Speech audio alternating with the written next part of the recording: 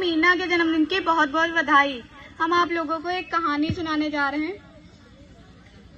नंदनी एक 11 साल की लड़की है जिसके पिता ने उसकी पढ़ाई कक्षा 5 करने के बाद छुड़वा दी। एक दिन उसने अपनी माँ से कहा, आज रात को पिताजी को केवल रोटी खाने को देना और अगर सब्जी मांगे तो मैं उनसे बात कर लूंगी।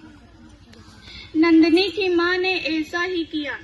जब उसके पिता ने सब्जी मांगी तो नंदनी ने कहा, पिताजी अगर रोटी के साथ सब्जी नहीं होगी तो क्या फर्क पड़ेगा, आज ऐसे ही भोजन कर लीजिए।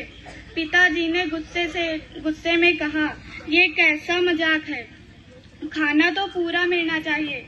मुझे आखिर इतनी मेहनत करता हूँ, अगर पूरा भोजन नहीं मिला तो कमजोरी आ जाएगी, बीमार पड़ जाऊंगा।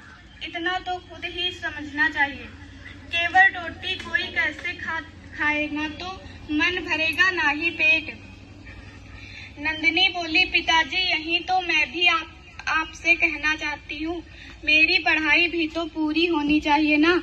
इतनी मेहनत करती हूँ घर पर भी और स्कूल में भी, अगर पढ़ाई पूरी नहीं की तो जिंदगी में कमजोर रह जाऊंगी।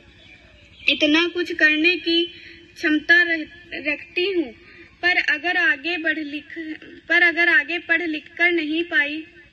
लिख नहीं पाई तो मेरा सपना अधूरा रह जाएगा।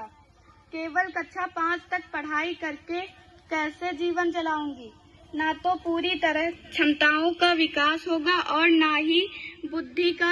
हर बच्चे को पूरी पढ़ाई करने का मौका मिलना चाहिए, यह तो आपको खुद ही समझना चाहिए, ना तो पिताजी। नंदनी की ये बात सुनकर उसके पिताजी ने उसका नाम कक्षा 6 में लिखवा दिया। अब नंदनी रोज खुशी खुशी विद्यालय जाती है।